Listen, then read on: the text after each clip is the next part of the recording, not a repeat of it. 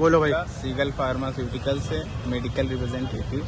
कल हम लोगों की क्लोजिंग थी तो हम लोग मार्केट में गए हुए थे। मार्केट में क्लोजिंग करते वक्त हम लोगों ने सर क्लोजिंग जब कंप्लीट होने वाली थी तो सर ने कहा कि चलो चाय पीते। हम लोग चाय पीने चले गए। चाय पीने जब हम लोग गए तो पंडित जी वहीं ग्लोब के पास पंडित जी हैं तो वहीं हम लोग चाय पी रहे हैं। गए तो चाय जब बन रही थी तो हम लोग वहीं खड़े हुए थे। एक बाइक खड़ी हुई थी तो उसके हैंडल पे हाथ मेरा मैंने रख दिया था। तो इनके जो मतलब ये एसआर सर्जिकल के जो ओनर हैं वो आए गाली। तो वो बाइक किसकी थी? वो बाइक किसी और की थी। बाइक पता नहीं, उनकी भी नहीं थी, बाइक किसी और की थी।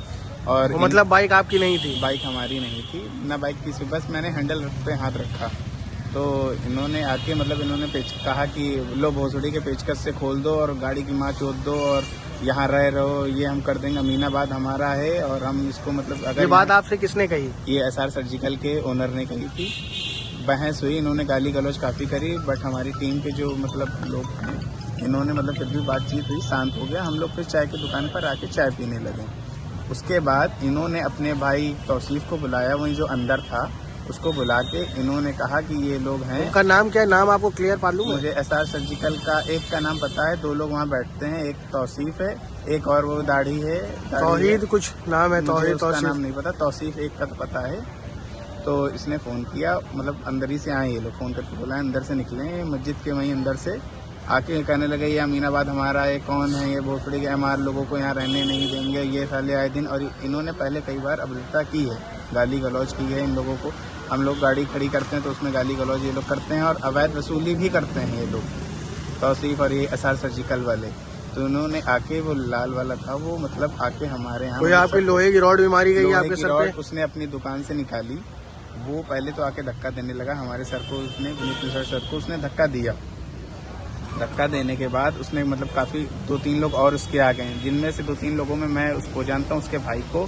2 लोग और हैं जिनको मैं बाई फेस से, एक दाढ़ी वाले हैं, एक पीछे से उसने डंडा, हम लोगों का मतलब कॉलर वॉलर फट गया था, शर्ट वगैरह सब फट गई थी, ये मार रहे थे। तो हम लोग बीच में उसमें छुड़ाने गए कि हम लोग ठीक है कोई बात नहीं, हम लोग हमेशा मेडिकल रैब में तो कोई अवस्था है नहीं, डेली जाना होता हम लोगों का, तो ऐसा कुछ नहीं था।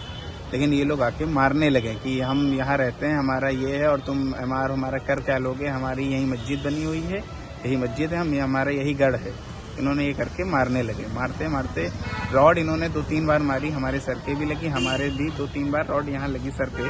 कितने टाँके लगे? हमारे 6 टाँके समथिंग लगे। मुझे उस टाइम कुछ तो पूरा वीडियो में आया है, रॉड इसने मारी है, याद नहीं था, कुछ समझ में नहीं, क्योंकि मैं एकदम रास्ते में मुझे कृष्णा उठा के ले जा रहा था, मैं बेहोश हो गया था गाड़ी पे, मुझे कुछ होश नहीं था। जब होश आया मैं चौक। ये कल कितने बजे की बात है आपकी? कल शाम के 7-8 बजे की बात, 6:30-7 बजे। हाँ, हमारे बैग में 50,000 रुपए पड़े हुए थे, 50,200 को समथिंग पड़े हुए थे। मुझे पीओबी लेनी थी और कुछ पैसे मुझे स्टॉकिस पे जमा करना था। वो पैसे वैसे सब गायब हो गए मेरे बैग से। तो अभी आप क्या चाहते हैं? अभी मैं न्याय चाहता हूँ, खून का बदला खून चाहता हूँ, जिसमें से सिर्फ एक तौसीफ पकड़ा गया है।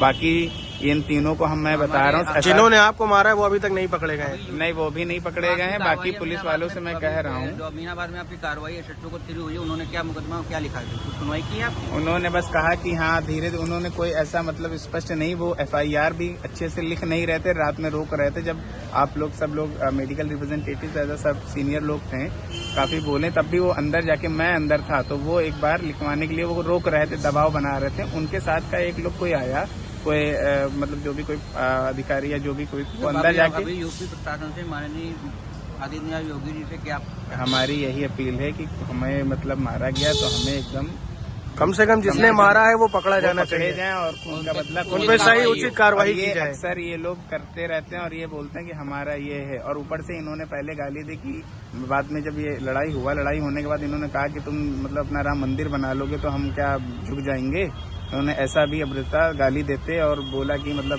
तुम पंडित हो तो हम कोई दबने वाले नहीं है, हम भी अपने मुस्लिम हैं और हमारी यही मस्जिद है, हम यही रहने वाले हैं, हम दबेंगे नहीं। और पुलिस वाले भी कोई ऐसा काम कर नहीं रहे हैं जो हमारे हित में, कोई ऐसा काम नहीं कर रहे हैं। हम लोग इनसे विनती कर रहे हैं, लेकिन ये लोग तैयार नहीं हो रहे हैं।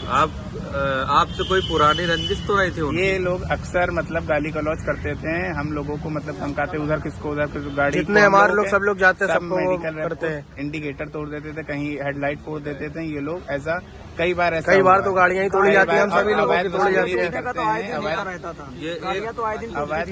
एक प्रकार से आपके ऊपर जानलेवा हमला किया गया। इन लोगों की रंजिश थी, इन्होंने अपने भाई को तौफीक से कहा इसको जान से मार दो, डंडा लाए थे ये, और इनके साथ कोई मौलाना थे जिनकी दाढ़ी बड़ी हुई थी, ये थे, और इनके एक पीछे से, वो तो पूरा वीडियो में है ही अपने पास। ठीक है, तो इन लोगों ने मारा था जान से हमें। बाकी मुझे अभी सुबह से 3 बार उल्टी हो चुकी है, कुछ समझ में नहीं, कल मुझे कोई होश था नहीं। हम लोग सुबह थाने में से कितने बजे तक खड़े थे? 3 बार उल्टी वहीं हुई है थाने के पास। कल से मुझे कोई होश नहीं था, जब मुझे लेकर गए गाड़ी पे मैं बेहोश हो गया था। बाद में फिर होश आया तो अमीनाबाद में, उसके बाद मुझे लेकर ये चौकी पर गए, चौकी से थाने पर वो लोग सिर्फ बैठाए ले रहे, कोई काम नहीं कर रहे, कार्रवाई नहीं कर रहे हैं। अभी तक कोई कार्रवाई कोई सही कार्यवाही नहीं कर रहे हैं, कोई हमें कार्यवाही चाहिए। और थाने पे अभी जब आप थाने से आए हो वो क्या बोले?